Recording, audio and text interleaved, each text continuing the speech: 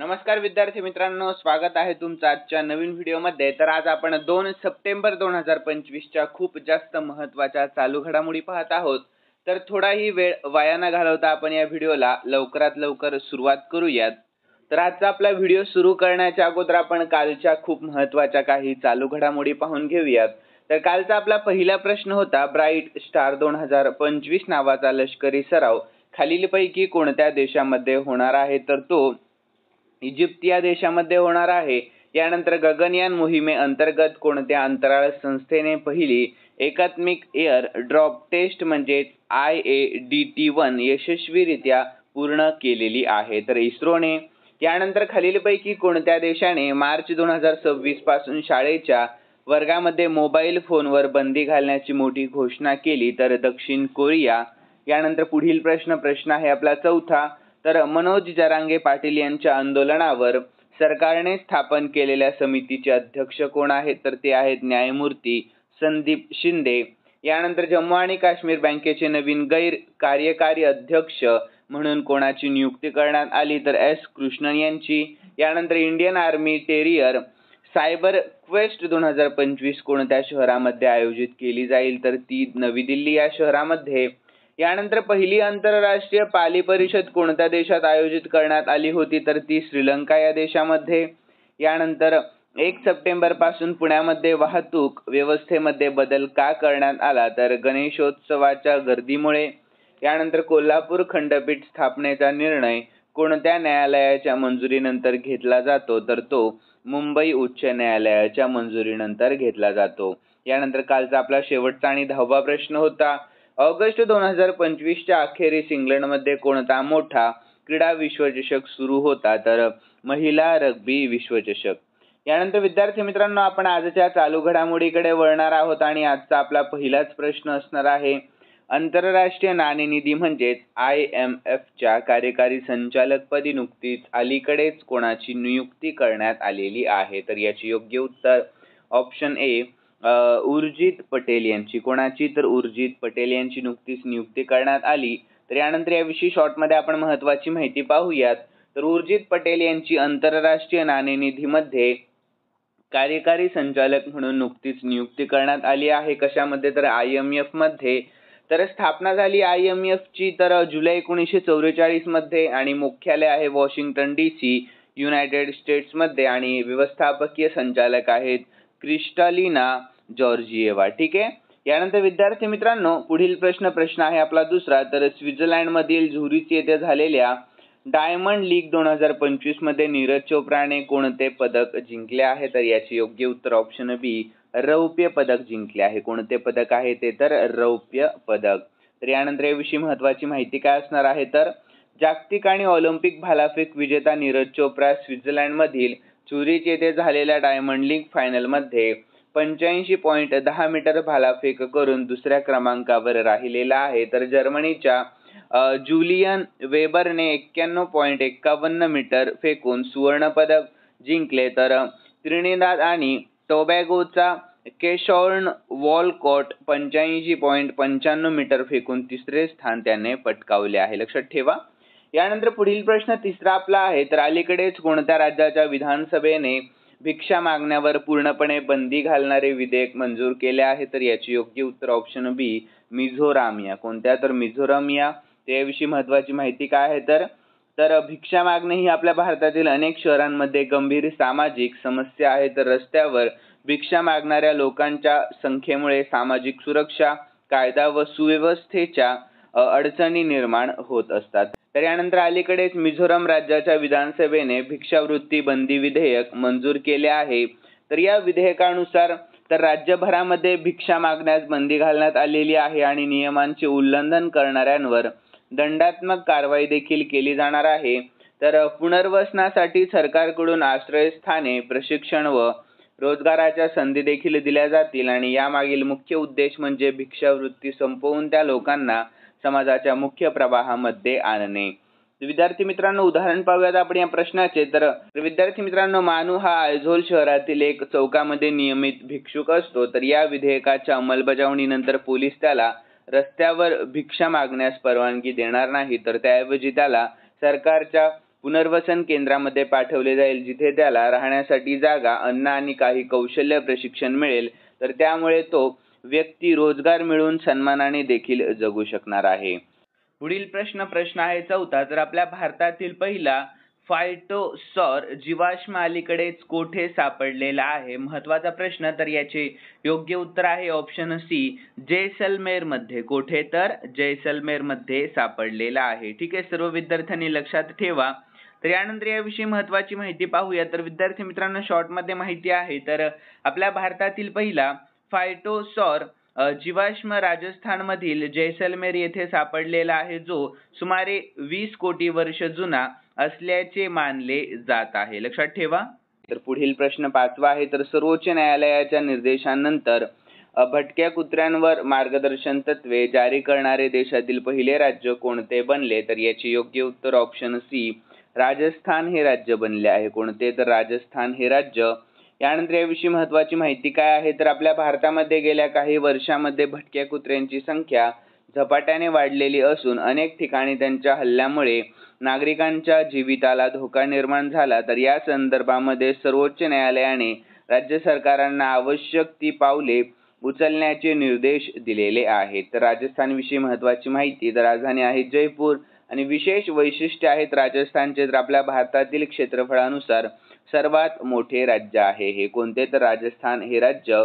तर पुढील प्रश्न सुरू करण्याच्या अगोदर तुम्हा सर्वांसाठी खूप महत्वाची सूचना. तर विद्यार्थी मित्रांनो, या व्हिडिओचं लाईकचं टार्गेट आपण फक्त 100च लाईक ठेवलेलं आहे. किती? तर फक्त 100 लाईक. तर सर्व विद्यार्थ्यांनी लवकरात लवकर आपले हे 100 लाईक पूर्ण करा.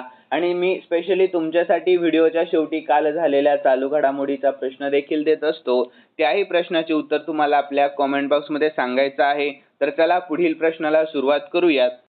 यानंतर पुढील प्रश्न 6वा आहे. तर अमेरिकेमध्ये झालेल्या सिंकफिल्ड कप 2025 चे विजेतेपद नुकतेच कोणी जिंकले? तर याचे योग्य उत्तर ऑप्शन डी, वेस्ली सोने. कोणी? तर वेस्ली सोने. यानंतर याविषयी महत्वाची माहिती पाहूयात. तर अमेरिकन ग्रँडमास्टर वेस्ली सोने सिंकफिल्ड कप 2025 चे विजेतेपद जिंकले आहे. तर आपल्या भारताचा आर प्रज्ञानंदने शानदार कामगिरी करूनही विजेतेपद पदापासून वंचित राहून दुसरे स्थान पटकावले. तर अमेरिकाचा फॅबियानो कारुआना तिसऱ्या स्थानावर राहिलेला आहे. तर विद्यार्थी मित्रांनो, FID म्हणजेच आंतरराष्ट्रीय बुद्धिबळ महासंघ आणि स्थापना झाली 20 जुलै 1924 मध्ये. मुख्यालय लॉसने स्वित्झर्लंड मध्ये आहे. सर्व विद्यार्थ्यांनी ही माहिती लक्षात ठेवा.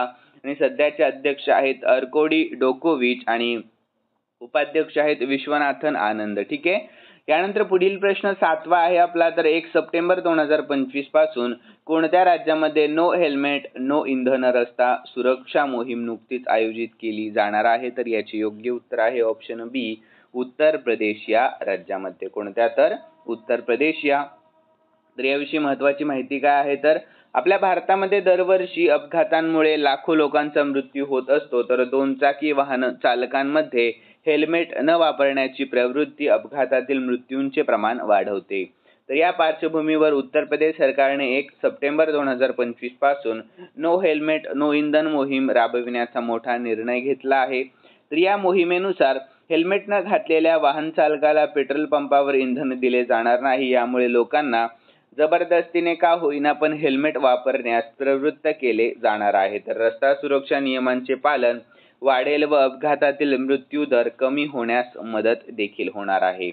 तर अशा या प्रकारच्या मोहिमेला काही वर्षांपूर्वी महाराष्ट्र व कर्नाटकामध्ये स्थानिक पातळीवर राबविण्यात आल्या होत्या, पण संपूर्ण राज्य स्तरावर मोठ्या प्रमाणामध्ये राबवणारे उत्तर प्रदेश पहिले ठरलेले आहे. उदाहरण पाहूयात. तर लखनौमध्ये एखादा बाईक स्वार हेल्मेट न घालता पेट्रोल पंपावर जातो. तर नवीन नियमानुसार पंप कर्मचारी त्याला पेट्रोल देणार नाही. यामुळे पुढच्या वेळेस त्याला हेल्मेट घालूनच पेट्रोल भरावे लागेल. त्यामुळे नागरिकांमध्ये शिस्त व रस्ता सुरक्षा नियमांचे पालन देखील वाढणार आहे. त्यामुळे 1 सप्टेंबर 2025 पासून नो हेल्मेट नो इंधन मोहीम सुरू करणारे राज्य म्हणजे उत्तर प्रदेश हे राज्य असणार आहे. यानंतर पुढील प्रश्न आहे 8वा. तर आंतरराष्ट्रीय सायबर फसवणूक करणाऱ्या टोळींच्या प्रमुखाला अटक करण्यासाठी केंद्रीय अन्वेषण विभागाने नुकतीच कोणती कारवाई सुरू केली आहे? तर याचे योग्य उत्तर ऑप्शन बी, ऑपरेशन चक्र सुरू केले आहे. कोणते? तर ऑपरेशन चक्र ही कारवाई सुरू केली आहे. तर यानंतर याविषयी महत्वाची माहिती पाहूयात. तर आपल्या भारतामध्ये अलीकडेच सायबर क्राईमचे प्रमाण झपाट्याने वाढलेले असून विशेषतः आंतरराष्ट्रीय स्तरावरून फसवणूक करणाऱ्या टोळ्या सक्रिय झाल्या आहेत. तर यामध्ये banking fraud, online trading, fishing, fake calls आणि ईमेल स्कॅमचा समावेश होतोय. तर या पार्श्वभूमीवर केंद्रीय अन्वेषण विभागाने म्हणजे CBIने ऑपरेशन चक्र नुकतेच सुरू केले आहे. तर या कारवाई अंतर्गत आंतरराष्ट्रीय सायबर गुन्हेगारांच्या टोळ्यांवर मोठी धडक कारवाई केली जाणार आहे. तर आपल्या भारतासोबत अमेरिकन, कॅनेडियन व इतर परदेशी सुरक्षा यंत्रणाही सहकार्य करत आहेत आणि या मोहिमेअंतर्गत टोळीचा प्रमुख व मुख्य सूत्रधार यांना अटक करण्यात आलेली आहे. तर यामुळे भारत सरकारने सायबर सुरक्षेबाबतचा आपला शून्य सहनशीलतेचा दृष्टिकोन दाखवला आहे. तर विद्यार्थी मित्रांनो, CBIचा लॉंग फॉर्म आहे सेंट्रल ब्युरो ऑफ इन्व्हेस्टिगेशन आणि स्थापना झाली CBIची 1963 मध्ये. मुख्यालय आहे नवी दिल्लीमध्ये आणि CBIची मुख्य भूमिका भ्रष्टाचाराविरोधी तपास, सायबर गुन्हे, आंतरराष्ट्रीय गुन्हे तपाससाठी केली जाते. यानंतर उदाहरण पाहूयात आपण या प्रश्नाचे. तर मानूया एखाद्या भारतीय नागरिक अमेरिकेतून येणाऱ्या फेक टेक सपोर्ट कॉलला फसतो आणि मोठी रक्कम गमावतो. तर ऑपरेशन चक्र अंतर्गत CBIने त्या फसवणूक करणाऱ्या टोळीचा मागोवा घेऊन त्याच्या सर्व्हरवर छापे मारले आणि मुख्य गुन्हेगाराला देखील अटक केली आहे. तर यामुळे आपल्या भारतातील तसेच परदेशातील लोकांचा सायबर गुन्ह्यांपासून बचाव होईल आणि त्यामुळे आंतरराष्ट्रीय सायबर फसवणूक टोळीवर कारवाई करण्यासाठी CBIने सुरू केलेली कारवाई म्हणजेच ऑपरेशन चक्र ही कारवाई आहे. यानंतर पुढील प्रश्न आहे आपला 9वा. तर अखिल भारतीय वक्ता परिषद 2025चे आयोजन नुकतेच कोठे करण्यात आले? तर याचे योग्य उत्तर आहे ऑप्शन C, नवी दिल्लीमध्ये करण्यात आले आहे. कोठे? तर नवी दिल्लीमध्ये. तर यानंतर याविषयी महत्त्वाची माहिती पाहूयात. तर विद्यार्थी मित्रांनो, आपल्या भारतामध्ये विधानसभेचे स्पीकर म्हणजेच वक्ता यांच्यासाठी दरवर्षी अखिल भारतीय वक्ता परिषद आयोजित केली जाते. तर या परिषदेमध्ये विधानसभेचे कामकाज अधिक प्रभावी, पारदर्शक आणि लोकाभिमुख कसे होईल यावर चर्चा केली जाते. तर 2025 मध्ये ही परिषद नवी दिल्ली येथे पार पडली. तर यावेळी लोकसभेचे स्पीकर, राज्याच्या विधानसभांचे स्पीकर, उपस्पीकर तसेच विविध संसदीय तज्ज्ञ सहभागी झाले आहेत. तर या परिषदेतील महत्त्वाचे मुद्दे तर संसदीय लोकशाही अधिक बळकट करण्यासाठी उपाययोजना, तर सदस्यांच्या उपस्थिती व शिस्त यावर भर, तर तंत्रज्ञानाच्या सहाय्याने कामकाज सुलभ करणे आणि लोकप्रतिनिधींच्या जबाबदाऱ्या व नैतिकतेचा पुनरुच्चार. यामुळे ही परिषद देशातील संसदीय लोकशाहीचे स्तंभ अधिक मजबूत करण्यासाठी अत्यंत महत्त्वाची ठरते. यानंतर 10वा आणि शेवटचा प्रश्न आणि हा प्रश्न आपल्या दिनविशेषवर आधारित असणार आहे. तर प्रश्नाला सुरुवात करूया. तर दरवर्षी राष्ट्रीय पोषण आठवडा कधी साजरा केला जातो? तर याचे योग्य उत्तर ऑप्शन B, तो केला जातो 1 ते 7 सप्टेंबर दरम्यान. लक्षात ठेवा. तर यानंतर याविषयी महत्त्वाची माहिती पाहून घेऊया. तर आपल्या भारतामध्ये पोषण आणि आरोग्य याबाबत जागरूकता निर्माण करण्यासाठी दरवर्षी राष्ट्रीय पोषण आठवडा साजरा केला जात असतो. तर 1975 पासून हा उपक्रम सुरू झाला आहे आणि 2018 पासून भारत सरकारने राष्ट्रीय पोषण अभियान सुरू केले आहे. तर ज्यामध्ये या आठवड्याला विशेष महत्त्व दिले जात आहे. तर 2025 मध्येही हा आठवडा 1 ते 7 सप्टेंबर दरम्यान विविध उपक्रमांसह साजरा केला जात आहे. तर मुख्य उद्देश आहे याचे तर कुपोषणाविरुद्ध लढा देणे, स्त्रिया, बालक आणि किशोरवयीन मुलींच्या आहारावर भर देणे आणि पोषणयुक्त आहाराबाबत लोकजागृती आणि संतुलित आहार, व्यायाम आणि निरोगी जीवनशैलीची माहिती देखील देणे. यानंतर विद्यार्थी मित्रांनो, खालील प्रश्न मी स्पेशली तुमच्यासाठी ठेवलेला आहे आणि हा प्रश्न आपण कालच्या चालू घडामोडीमध्ये पाहिला होता. ज्या विद्यार्थ्यांना या प्रश्नाचे उत्तर येत असेल त्या सर्व विद्यार्थ्यांनी आपल्या कॉमेंट बॉक्समध्ये उत्तर सांगायचं आहे. तर प्रश्न असा आहे, खालीलपैकी कोणत्या देशाने मार्च 2026 पासून शाळेच्या वर्गामध्ये मोबाईल फोनवर बंदी घालण्याची मोठी घोषणा केली? तर याचे योग्य उत्तर तुम्हाला आपल्या कॉमेंट बॉक्समध्ये सांगायचं आहे. आणि विद्यार्थी मित्रांनो, तुम्हाला जर आजचा आपला हा व्हिडिओ आवडलेला असेल तर नक्कीच सर्वांनी या व्हिडिओला लाईक करायला विसरू नका आणि सबस्क्राईब करायला देखील अजिबात विसरू नका. तर चला भेटूयात नवीन व्हिडिओमध्ये. धन्यवाद.